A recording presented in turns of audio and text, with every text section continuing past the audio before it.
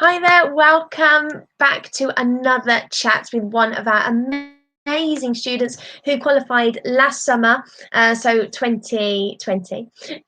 She's going to talk us through her projects and show you what she got up to. So Melody is an incredibly talented student who worked through her projects with us at OCAD right through to the final project. This is her final outcome. I know it is really amazing. She really is a talent, and so I'm really looking forward to her sharing her work with you today. So I'm going to bring her in so you can see Melody, and we'll start talking through her portfolios. So I'm going to just bring up her other portfolio here. There we go. So let's add Melody to the chat. Here she is. Hello, Melody. Hello. Hello, you can hear us loud and clear. Thank you so much for doing this chat with us. You were with OCAD up until last year, and you're hoping, aren't you, and planning to continue your studies with us next academic year. Is that right? Yes. Thank you for having me. Yeah. No, thank you. Thank you for chatting us through your work. You're going to inspire many, many students, I am sure, both with OCAD and hopefully that will now join us after seeing what can be achieved with us, because you really are an inspiration. So I just want to explain what this is on the screen. So this is Melody's what we call skill builder, which we did for maybe a whole year. Did you, Melody? I think so, yes. Is it about a That's year's right. worth of work? Yeah, that's right. So about a year. Melody did this over 2 years.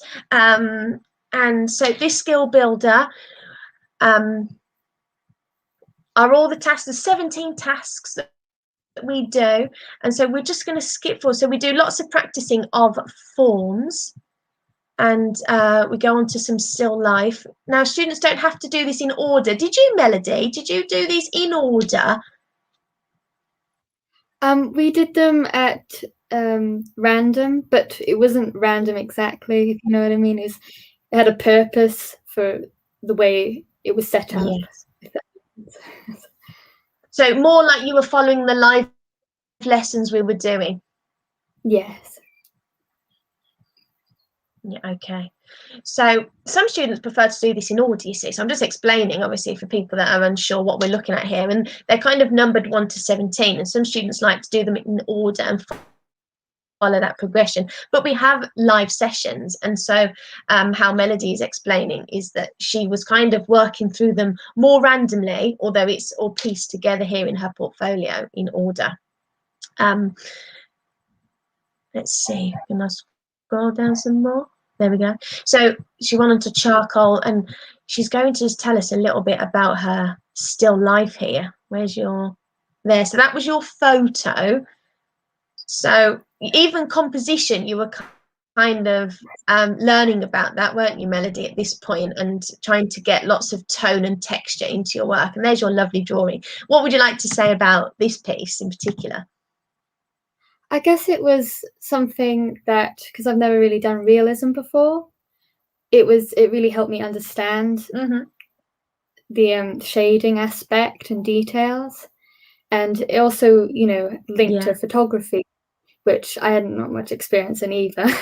And it was just something to, expand your skills. And I was so used to drawing in outline, and it really helped me see that the beauty in without outlines and what you can create with just shading.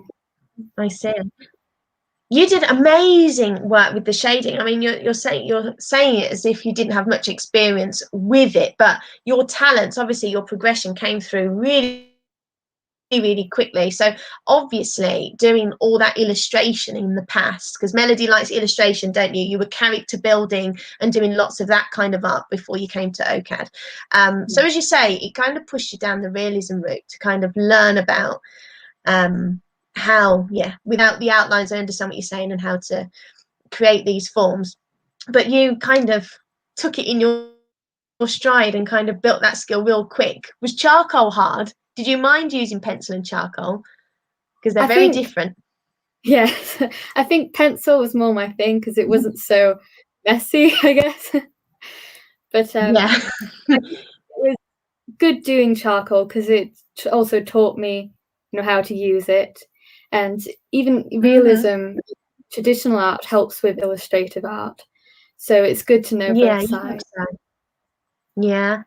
So you saw the relevance of this to you as an illustrator. Yeah, you were Yeah. able to put these skills, yeah, into your illustration work. We have a lot of illustrators. I would say the majority of students that join OCAD love illustration. They do a lot of work on their iPads and tablets. They do a lot of characters, and it is an amazing part of art. And a lot of them come, and that's their comfort zone. Was it hard for you to break out of your comfort zone initially, I think or did you not it mind? was. I think it was because I think in one of the first tasks I did like a statue type of thing. And it was my first time really getting into realism, and I Okay. struggled because I was used to drawing on digital because I'd stopped traditional for a while. So it got me drawing Yeah. traditional, and now that's naturally what I do is traditional Yeah. instead of digital in this case. I see. Well, I think you just did an amazing job. That's still life number 4. You just kept going, lots and lots of photography. You really were playing with your ideas. And by the time you got onto cutlery, which is obviously a much harder one, I mean, your drawings are really great. They were really coming on that early on. Look how good these are. Okay.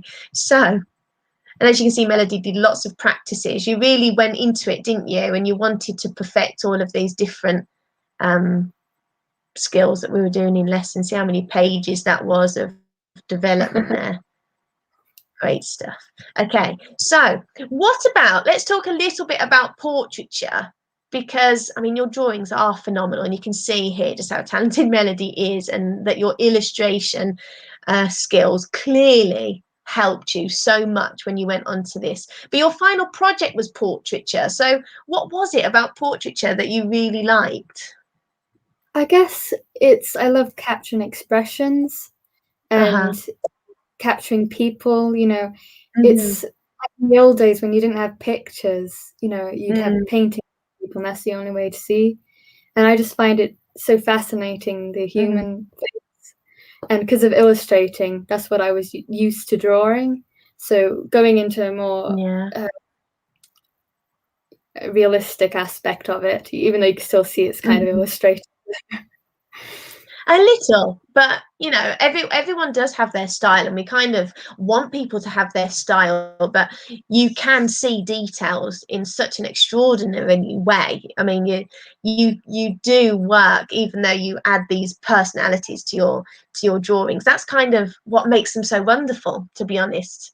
We don't need to be a realistic drawer all the time, do we? Because it's more about what we put in personally into our art, and I think that's really clear in your work. So we do a lot on portraiture, didn't we? There's a lot of photography. This is more a historical study where we look through Cézanne. You did lots of studies here with watercolor, with acrylics. Your realism is just fantastic. These are just wonderful.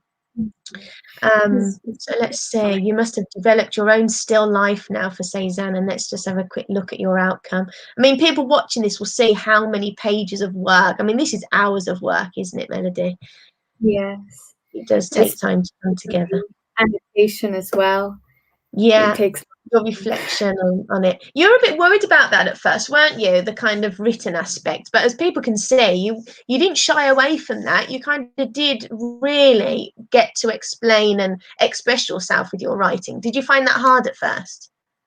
I did find it hard at first. I mean, I enjoyed descriptive writing because I liked writing stories. So, and we had like a sheet of descriptive words you can use for your art, which was very helpful, because if you struggle coming up with words yourself, you've got a page there to look down on, and it just, once you get in the groove of it, it's much easier to write. Yeah. I mean, you are an inspiration, and I know you don't mind me saying that you are dyslexic. So to actually, no one watching this or looking through this would have ever thought something like that was something that was, you know, a challenge for you, because you kind of, you work through it, and as you say, you find techniques, don't you, and it doesn't define you at all. And I think you felt before OCAD and in your experiences that it was trying to define you in some way, wasn't it? And you had lots of confidence knocks from your dyslexia, and I'm just, it's amazing. You're an inspiration to just show now that hasn't obviously held you back at all. It's no different to any of our other students, if not a gift, I must say, because your work is, you know, of the highest standard. And I think you know, as you say, you've got strategies and you've got those guided worksheets and things to help you, but it just didn't hold you back at all, has it, Melody? No, I mean, with dyslexia, I do struggle with spelling, but then, you know, you're writing online and you can go and get the spell check, and if your spelling's off, it's fixed. And, you know, as you keep going, just things get easier, I guess. Yeah.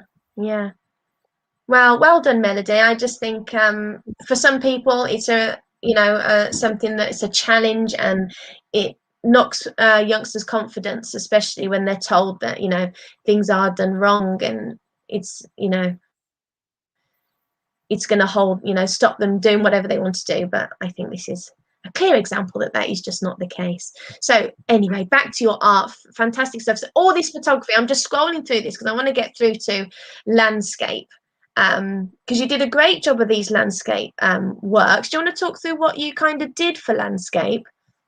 Well, this is your artist research, so beautiful stuff. But it 14, so landscape, you mentioned this one. Yes, it helped because you know, before starting the course, you have your comfort zone, and you're like, I'm going to stay in my comfort zone, because if you step outside, things can go wrong. And, you know, I kept away from landscapes, but until this course, it really helped me feel comfortable, you know, experimenting. And, you know, you learn the rule of thirds, and it helps you find what to do. And, you know, you take photography, and then you know, take that into painting. It's a wonderful experience. And, you know, it's like before I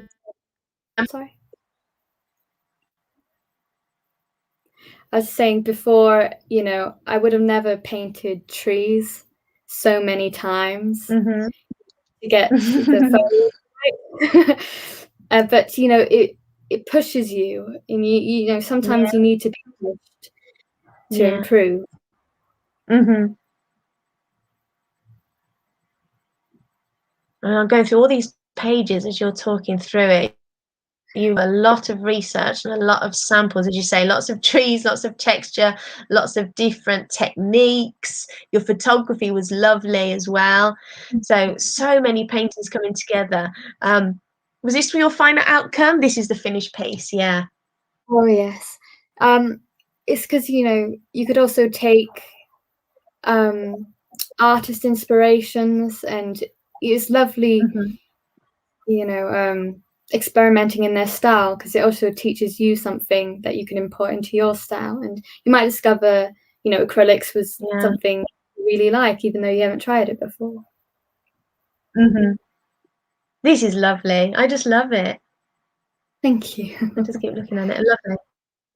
Lovely painting. Okay, so lovely landscapes. As you can see, it was quite a big task for Melody. She really did do a lot of samples and research on this, but it's, you know, it's clear that those samples really, you know, helped you to develop what you wanted to do with your landscape painting. Without those samples, as you say, you would never know what works and what doesn't. So someone working on task 15 now, their jaw's going to hit the floor with the amount of work that you put into this. Was that it? Is that your painting? That's I think I did a This is digital your version. right? Yes. And Wow. I Okay. decided to do something a little more sentimental with my rabbit. Because it's, you know, you Oh, in the yes. course you There to you have go. pieces that mean something, you know. So don't be afraid to put in something part of you, and you know, and the clouds Yeah. turned out. And although I think the perspective when I did the painting didn't turn out like the digital, but you know, it's all learning. So it's great. Melody, it's just great. See, what's great is that you've now got this critical eye, haven't you? And you're keen to, you know, as soon as you've done an artwork, analyze it and reflect, and you're just constantly developing and moving on. And it's a skill that we try and get students to develop early on, so that they never look back, but they look back in a way that's reflective, and they're proud of what they've done, so that they can, you know, just keep going with the next piece, you know. yes. So for you to critically analyze your artwork when it's this fantastically good, it just shows how clear you are and passionate you are about developing yourself all the time. This was lovely, your 3D Van Gogh work. Oh, This was a yes. bit of a mixed media task, wasn't it? Is that what you were going to talk about at the Oh, end? yeah. Did you enjoy doing something a bit different like this? It was very nice because I was so used to painting on flat surfaces, and it, you know, and using clay onto a canvas. I remember, you know, we were doing tissue paper, I think, some flowers. Yes. And I thought that I'd like to use some paint to match the background. So I used clay. And with the textures of the clay, it really helps bring out, you know, different forms in the petals, and it's a very, very fun experimental piece. Yeah, and I think other students as well, they do a lot of that. They get braver and braver to bring in all these different elements and everything that they know that they've got on their table, and not be afraid. And I think when it all comes together like that, and you see what 2 or 3 mediums can do to your art, it just makes you really brave to just keep going with that creativity. So I think that's what Task 16 is really about. And you really did, excuse me, a really nice piece with this. So what an amazing skill builder year that was. You really did. As you say, you branched out from illustration, you kind of but used your skills in illustration to develop your portraiture even more. You were putting your own personality into things and experimenting like you had never done before, and you were doing all your landscaping and your mixed media, and it really exposed you to obviously all these different elements of art. So how did you decide what your final project was going to be? You still wanted portraiture, you felt that was your strength, I suppose. Yes, I think after all the, you know, all of the tasks, I felt like portraiture was what I was comfortable with, and felt like I could expand further with that skill. So, you know, I did a lot of eye paintings and mouths and noses, and I think, and I want to include my rabbits because I lost them all Yes, that and year. then you did your yes, you did. Yes. Yes, I And remember.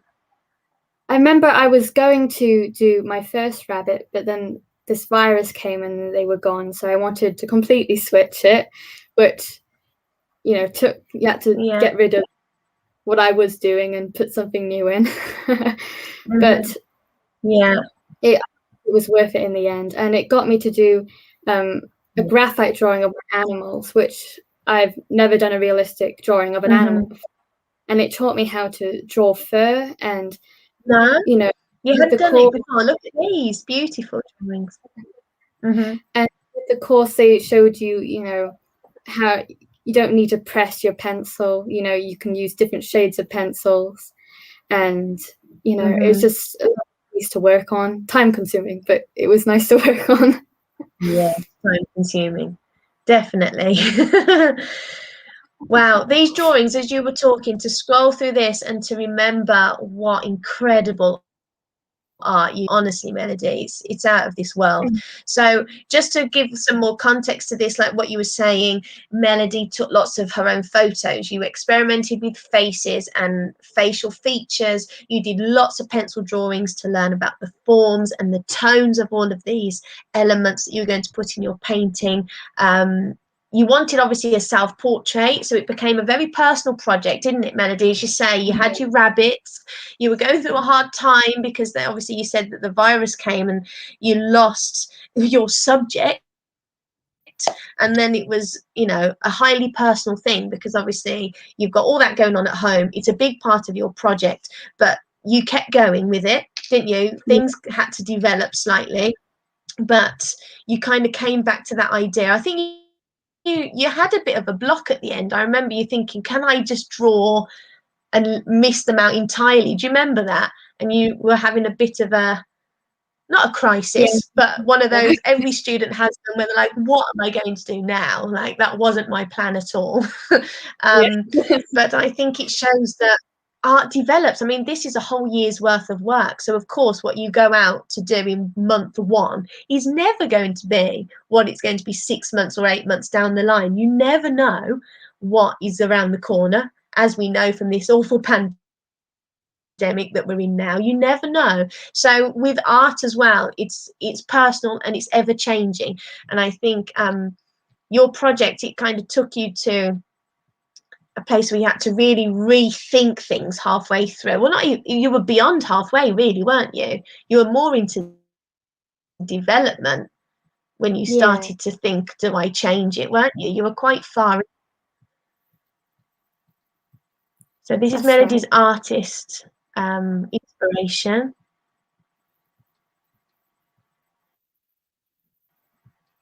Do you feel you still do that now, Melody? Do you feel you're still take inspiration from others? Do you like that? Are you on Pinterest and constantly, like I am, still researching and getting ideas for your next projects? Yeah, so I think somewhere in the task you made like was it like a mind type of board, and you put all pictures together? It's kind of like a mood board, is that Yeah, what you'd yeah, call I it? remember that. Yeah, class 16, I think that was when I was doing like an image board of all different things in different Yes. media and things. Is that what you mean? Yeah. So it's great inspiration, and you can grab Mhm. ideas from anywhere, and Pinterest is a great place to go get it, I Yeah, guess. it's good, isn't it? Because even looking at this painting here, this is very different to your normal style, but the fact that you're looking from other artists, you can see how you're developing and trying out different methods and ways of working. I mean, that's beautiful. Thank you. Very beautiful work. So development, this is when we were kind of worried now, when you were bringing all these photos together, or how am I going to do this? You had all these different elements, but we stuck with it. I think you did a great job then. You kind of went on to all these details. I love that. Oh my gosh, Thank you. you are so good. So now we're trying to decide what the final outcome is. So let me just scroll down. If you want me to stop, if you've got anything more to add on these. I think this is Were you this doing is the digital ones as well? yes, I think this is when I was bringing my composition together, and I think I left it for a little Mm-hmm. bit, and I went back to it and switched lighting a bit because I felt like it felt a bit bland, and it's helpful to have something in the foreground to bring the Mm-hmm. focus in sense. So I Yeah, added leaves side of the digital piece. there you go. You can see the composition developing as you kind of learnt a lot about your negative and positive spaces, didn't you? And you always were thinking about every element of your artwork, and it's very clear that you were considering that here. And I think there was a lot of visual language as well that you learned a lot about in the skill builder, where you wanted purpose and meaning, and you understood colour, didn't you, Melody? Do you felt that was something that developed on the course as well?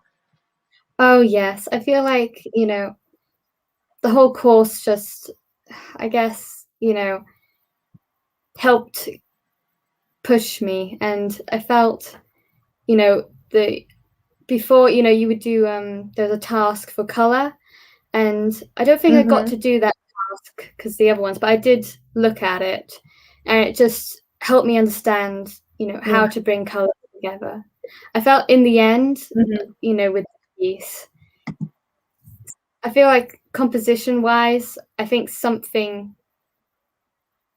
went a bit, I don't know, feeling a bit off, because it's helpful to switch the painting around to see if it's the center. But other than that, I felt like, it was a great experience, and I've never done something so big, such an elaborate, task.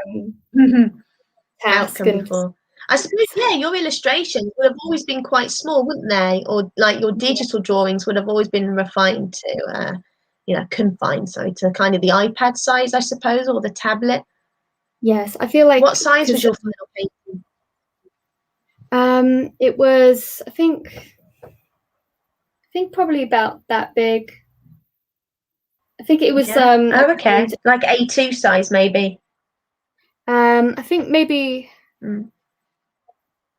Is it A3?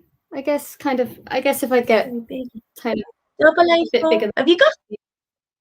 Yeah. Oh, okay then. A bit bigger than. So maybe A3 on the way to A2. Yeah.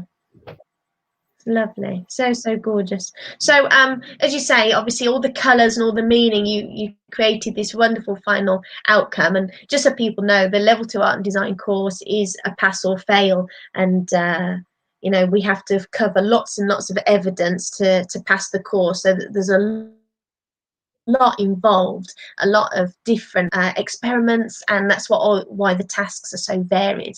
But I think it's clear that with some students like you, Melody, your portfolio is way beyond the expectations of the course, and you're so now set up for foundation, so pre-degree, and it will only take you now a maximum of 2 that you will get on the course. I'm not sure if you're going to use 2 years, but you could be at university very soon now with this portfolio. So you must be super proud of what you've done. I am proud, yes. I mean, the Skill Builder, like I said, really pushed me. I mean, and I'm doing commissions now, and I doubt I would be doing commissions without doing and because that's such an amazing achievement. Wow, commission. Thank you. Wow. Sorry. Well, because Melody, you're in lots of different art, aren't you? We talk quite often, and I see lots. You've got your music, you do a lot of writing, you sing and perform, and now you're taking painting commissions. I mean, you're an incredibly talented individual. So we're so pleased that you came to OCAD, and I can't wait for September to see what you do now on our foundation course. We're all so excited to have you back. I don't know if there's anything else you want to add, thinking, if there's anyone like you out there that's watching this, what would you say to them? If you can think of anything else, feel free to, before we go. Is there anything else?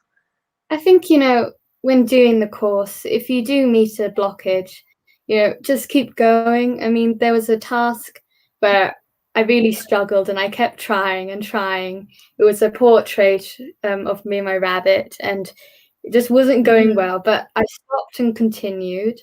So I left that painting behind, and I continued with the other tasks, and and eventually the things that I was struggling with resolved through other tasks. So don't be afraid to keep going, and yes, that's basically. Thank you. It is good advice. So many students have that same thing, Melody, but do give up because, time goes by and they lose their confidence. And as you say, you have to be passionate about your art, and you clearly are, and you really wanted to achieve. So well done for overcoming all those challenges and in the past as well, and coming through to OCAD to get this qualification. Who knows what would have happened if you didn't have the resilience that you have. So well done. Thank you so much. Congratulations for getting your qualification. And we will see you very, very soon in the coming months. If if anyone now is watching this and feels, oh, I'd love to do that, I want to be like Melody, then get in touch with me, miss.graham@chsonline.org.uk, and we'll talk you through what options we've got. But Melody, thank you. Such an inspiration, such wonderful work. Thank you for sharing it with everyone. We really appreciate it. Thank you, Melody. So we will talk very soon. Goodbye for now, Melody. Thank you for coming online to talk to us. Bye, Melody. Bye-bye. We'll be in touch later. Bye. So that's our wonderful Melody. What an inspirational student she is. So yeah, get in touch. If you're a student with us already and you saw something that you'd like to have a go at, that you know, you're not sure where the resources are, whatever, get in touch with us and we'll get you on the right path, and so your portfolio can develop like Melody's. So thank you for tuning in. Hope you've enjoyed looking at Melody's work. What an inspiration. Yeah, I will be online again with other students and more fantastic artists very, very soon. Thanks for watching. Bye for now. Bye-bye.